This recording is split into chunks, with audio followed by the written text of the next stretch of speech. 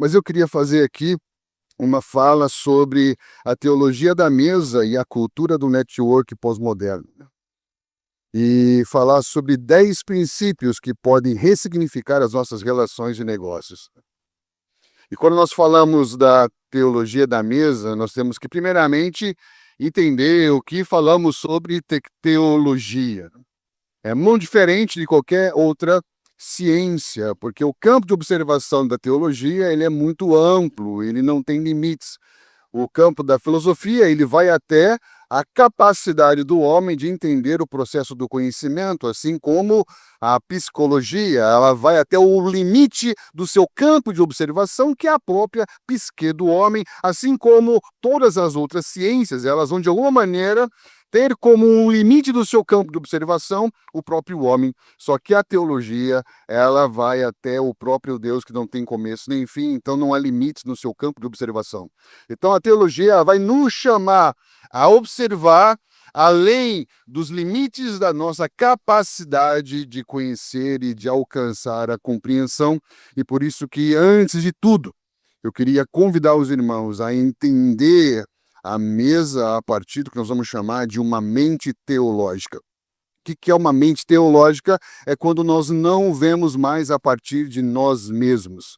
É quando nós entendemos que a volta à mesa não significa voltar a sentar à mesa, porque todos nós aqui hoje sentamos em alguma mesa, e voltar à mesa não quer dizer que saímos dela, mas talvez tenhamos nos perdido da sua essência e do seu significado. E onde está essa essência e esse significado? Nós acabamos de ouvir que ela está no próprio Deus. Eu queria projetar apenas uma imagem aqui, se for possível, que vai nos mostrar o que nós vamos chamar aqui de um processo de volta. Esse primeiro elemento aqui, amarelo, é o que nós chamamos ali de o indivíduo.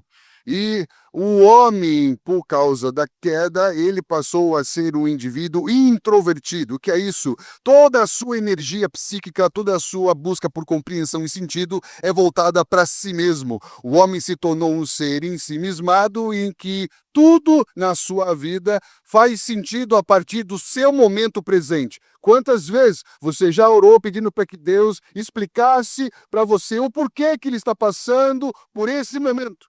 Como se todo o propósito de Deus coubesse dentro do seu momento. Mas nós sabemos que o propósito de Deus não cabe dentro do nosso momento, mas o nosso momento cabe dentro do seu propósito.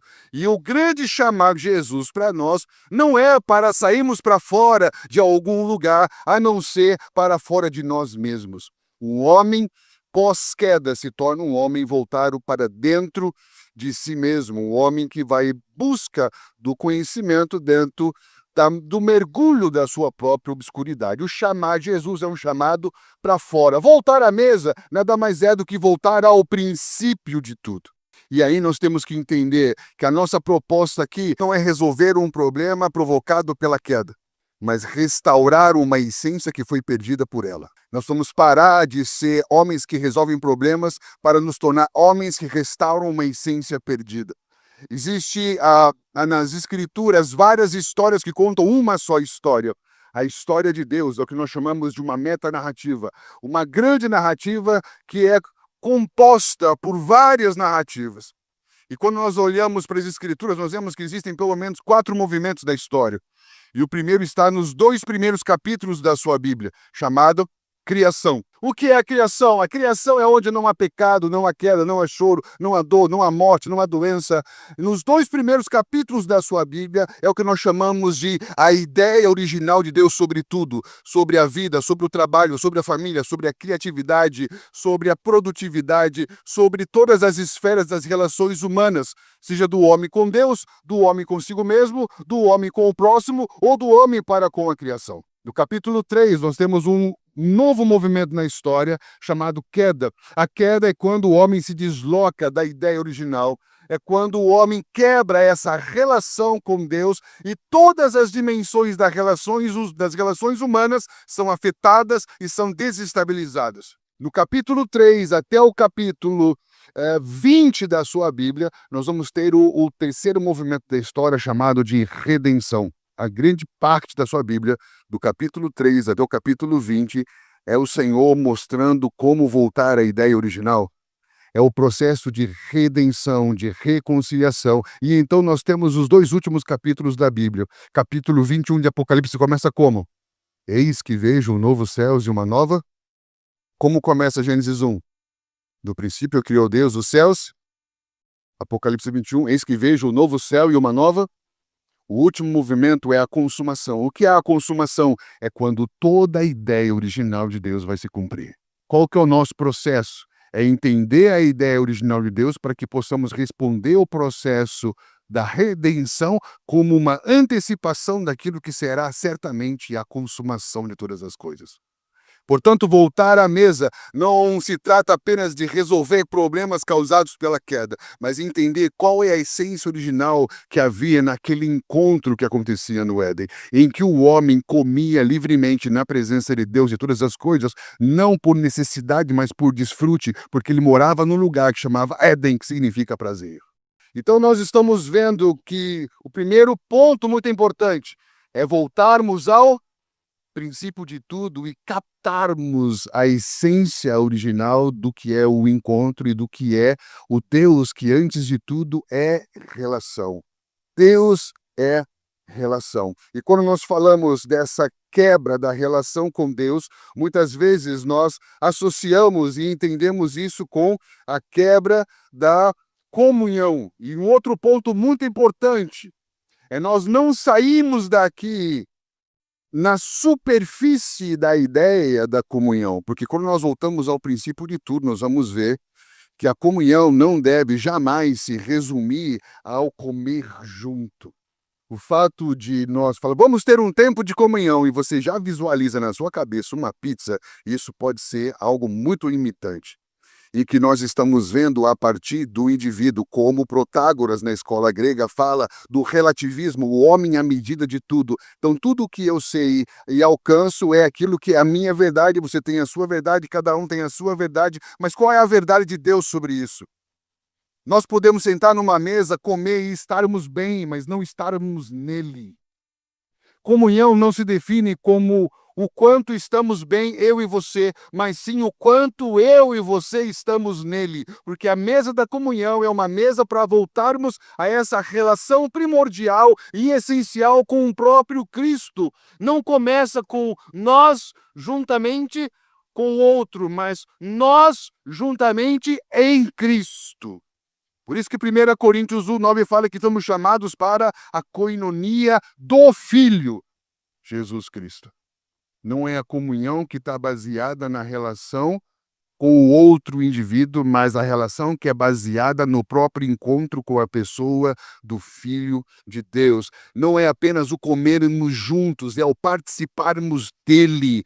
Não é apenas o fato de celebrarmos um momento, mas de estarmos na comunhão com o Pai e o seu Filho. E ele diz, se andarmos na luz, temos comunhão uns com os outros. Ou seja, a horizontalidade da mesa vai brotar da sua verticalidade. Sem essa primeira relação com Deus, o que vamos ter são as mesmas mesas de sempre, das quais nunca saímos, mas talvez tenhamos perdido a sua essência. Por isso que esse é um fator muito importante. A volta ao princípio vai ressignificar a visão do todo. O homem, a partir de si mesmo, da sua perspectiva natural e antropocêntrica ou autocentrada, tem uma visão muito limitada a ele mesmo. Quando você volta ao princípio de tudo, você tem uma visão do quadro geral. Não é à toa que no grego a palavra propósito é usada para o termo prótese, que significa juntar as partes para vermos o quadro geral. E eu queria, rapidamente aqui, passar esses 10 princípios que podem ressignificar a nossa relação de mesa e fazer distinção da cultura do network pós-moderno. O primeiro ponto é que, dentro da teologia da mesa, a mesa é um lugar de pacto. A mesa é um lugar de pactualidade, é um lugar de comprometimento, é um lugar de lealdade, é um lugar de relacionamentos de aliança. E isso vai romper frontalmente com toda a cultura pós-moderna da informalidade. O que é informalidade? Eu estou com todo mundo, mas não sou leal a ninguém. para entender que quando sentamos na mesa, não sentamos em busca de uma oportunidade apenas de tirar algo do outro, mas sim de construir uma relação a partir do Deus que é trinitário, o Deus que é eternamente relação, em que três são um. E quando nós falamos de relações de aliança, é entender que a partir dessa comunhão que está em Cristo, nós vermos essa capacidade de um amor que compromete tudo de todos. Um amor que compromete tudo de todos. Um outro segundo princípio da mesa é a mesa como presença. Ao mesmo tempo que ela é pactualidade e ela compromete tudo de todos, porque Deus é amor. Estamos juntos? Logo, amor não é algo que se sente, mas uma pessoa divina que se conhece. Então, Deus é amor. E quando Deus é amor, o próprio Deus que é amor tem a maneira de amar. E como que Deus ama? Sendo um inteiro com o seu amor. Por isso que fala que o seu nome é Deus zeloso. Zelo, no hebraico, é muito diferente da influência da cultura grega, que traduziu isso no Novo Testamento como ciúmes. Deus não sente ciúmes, porque Deus é completo em si mesmo e não precisa do outro para ser completo em seu amor. Ele sente zelo. O que é zelo? É ser um inteiro com aquele que ele ama. Deus ama, e quando Deus ama, não há metades na sua maneira de amar. Será que quando nós entendemos que a mesa é um lugar de pactualidade, eu vou para essa mesa para ser inteiro com o outro? Para ser íntegro com o outro? Será que há integridade na mesa? Só há integridade na mesa se há pactualidade na mesa. Porque a grande questão é estar numa mesa, mas não ser presente, ser inteiro de verdade na mesa. Um amigo fez uma MBA na América e ele falou que nessa MBA fizeram uma lista de quais seriam as 10 principais virtudes de um homem de negócio global. Para minha surpresa, ele disse que o primeiro tópico foi integridade. O que é integridade para você no mundo dos negócios? Ele fala, é um homem que é de verdade em todo lugar que ele está. Ele é a mesma pessoa quando acorda, quando toma café com a esposa, quando fala, passa pelo porteiro, quando chega na mesa dos funcionários, quando vai para a sua primeira reunião. É a mesma pessoa em todo lugar. Ele não é um ser fragmentado, multifacetado. Ele é presente, ser presente. Quantas vezes a gente ora para que a presença de Deus venha? Mas a minha pergunta, existe algum lugar que a presença de Deus não esteja? Será que o problema é o Deus que não é presença ou nós que não estamos presentes diante do Deus que é presença? Moisés teve que esperar 6 dias para ver a presença de Deus, porque Deus não veio ou porque ele precisava romper com os seus bloqueios, com as suas distrações, com as suas incapacidades de perceber o Deus que é presença. Nós precisamos entender que se Deus é presença, nós precisamos estar mais presentes. Sermos mais inteiros. Não esteja na mesa apenas esperando pela sua hora de falar. Esteja na mesa ouvindo o que o outro tem para dizer. Estar presente é valorizar a presença do outro que está na mesa com você. E aí o próximo é mesa como um lugar de serviço. Mesa é pactualidade, compromete tudo. Isso faz ser inteiro. Ser inteiro é você estar presente. E aí quando você está presente e percebe o outro, isso vai gerar em você um amor que se move em direção ao outro. A mesa se torna um lugar de serviço e não apenas um lugar em que você troca relação, como se relação fosse moeda de troca. Não apenas um lugar de acesso, como o jovem me disse ontem, ou um lugar de oportunidades, mas é um lugar que vai possibilitar você de servir. Jesus entrou num lugar que tinha uma mesa e ele ficou observando. E ele viu que muitos foram procurar os primeiros lugares, os melhores lugares, porque queriam a melhor oportunidade, mas o olhar de Jesus não estava em ter o melhor lugar para si, a melhor oportunidade para si, ou o melhor negócio para si, mas ele olhou qual era a melhor oportunidade de servir, de ajudar, de contribuir. Mas como que a gente vai encontrar na mesa, nos encontros, oportunidade de servir, se não temos presença, se não percebemos o outro? Nós temos visto muitos irmãos falando, Deus, por que Deus não me usa mais nos dons? Por que Deus não me usa mais nas capacidades espirituais que Ele me deu? Eu falo, irmão, nós precisamos primeiro entender o que Paulo fala, seguir o amor. Vamos imaginar que o amor é um caminho. Onde esse caminho vai te levar? Ao outro. Como que eu quero que Deus me use? Se o dom é para edificação do outro, se eu não tenho olhar para o outro. Uma mesa pactual compromete tudo de todos, me faz ser presente, e quando eu sou presente, eu percebo o outro e então eu desenvolvo o amor que é compaixão. É um amor que me move em direção ao outro. Amor tem atitude, amor tem iniciativa, amor dá o primeiro passo. Se filho de Deus que estava com o Pai deixou o seu lugar para vir até nós, por que que nós não deixamos nosso lugar para ir em direção a alguém? Nós sempre esperamos que o outro dê o primeiro passo, mas quando nós entendemos esse amor da mesa, nós entendemos que ele compromete tudo, ele exige presença, e quando eu estou ali e percebo o outro, esse amor me move em servir o outro, em lavar os pés do outro, em perceber a dignidade do outro e cumprir os mandamentos de Jesus de servir uns aos outros, honrar uns aos outros, aprender uns com os outros. Várias vezes Jesus vai falar sobre uns aos outros. E um outro ponto, mesa como provisão.